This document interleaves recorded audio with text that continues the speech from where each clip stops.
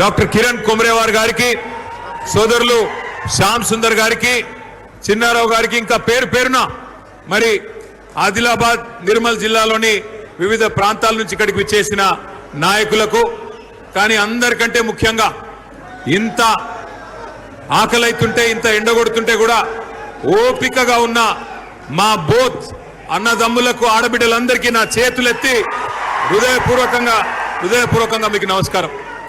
ఇవాళ కొంత బాధ అనిపిస్తున్నది, కొంత సంతోషంగా ఉన్నది.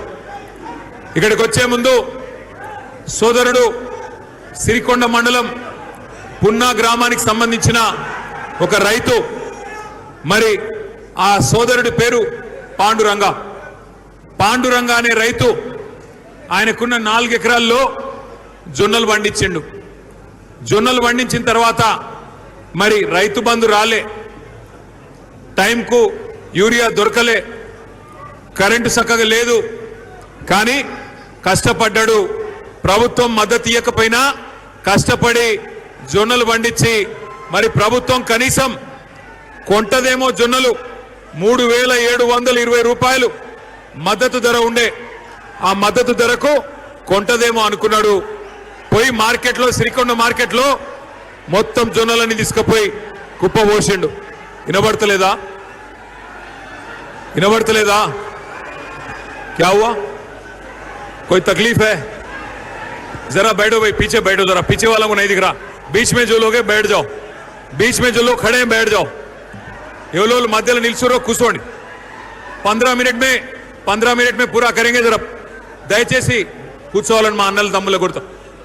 కేసీఆర్ అభిమానులైతే కూర్చోవాలి, జై తెలంగాణ మనుషులైతే కూర్చోవాలి, కేసీఆర్ అభిమానులైతే కూర్చోవాలి అంటున్నా.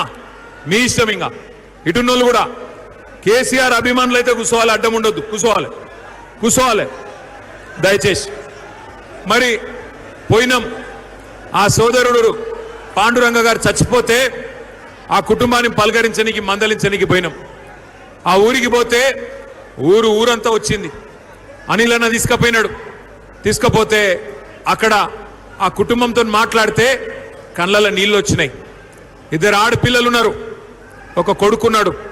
చిన్న పిల్లలు ఎవరికి లగ్గం కాలే, అందరు ఇంకా ఆగమాగమే ఉన్నారు. భార్యకు చదువు రాదు, పాపం ఆమెకేం తెలియదు. ఆడపోతే అనిల్ అన్న వెంటనే, అన్న పార్టీ నుంచి సాయం చేయాలంటే ఒక 3 లక్షల రూపాయలు మన పార్టీ నుంచి వాళ్ళకి సాయం చేసి ధైర్యం చెప్పినాం. కానీ ఏం సరిపోతుంది, ఎట్లయితుంది? ఇలా మనం ఆలోచించవలసింది ఒక్కటే. కేసీఆర్ ప్రభుత్వంలో మనం ఆనాడు రైతును రాజును చేసే ప్రయత్నం చేసినాం. దేశానికి వెన్నుముకగా తెలంగాణ రైతులు ఎదిగేందుకు కేసీఆర్ గారు కష్టపడ్డాడు. ఒక రైతు బంధు తెచ్చిండు, 24 గంటల కరెంట్ ఇచ్చిండు, మీ అందరికి టైంకు ఎరువులు ఇచ్చిండు, టైంకు విత్తనాలు అందించిండు. మీరు కష్టపడి పంట పండిస్తే మళ్ళా కల్లాలు పెట్టి, ఎక్కడికక్కడ కొనుగోలు కేంద్రాలు పెట్టి కల్లాల దగ్గరనే ధాన్యం కొన్నాడు కేసీఆర్.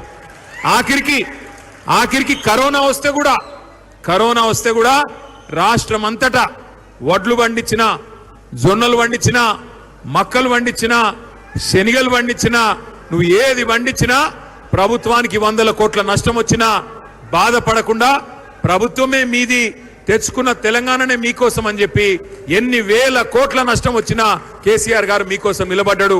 బ్రహ్మాండంగా మీకు లాభం చేసే ప్రయత్నం చేసినాడు. ఆయన చేసిన పనుల వల్ల తెలంగాణ ఇవాళ అన్నపూర్ణ, దేశానికి అన్నం పెట్టే అన్నపూర్ణగా తెలంగాణ ఎదిగింది. మరి ఇవాళ ఏమైంది ఇవాళ తెలంగాణ? తమ్మి, మీరు మధ్యలో నిలిచిన వాళ్ళు డిస్టర్బ్ చేస్తున్నారు, ప్లీజ్ కూర్చోండి, దండం పెడతా, కూర్చో ప్లీజ్, జరా ఉनको బిఠా అన్న. మీరు కూర్చోపోతే ఎన్నుకున్న వాళ్ళు గడబడి చేస్తారు, ప్లీజ్. దేశానికే అన్నం పెట్టే స్థాయికి, దేశానికే బువ్వ పెట్టే స్థాయికి ఇవాళ తెలంగాణ ఎదిగింది. కానీ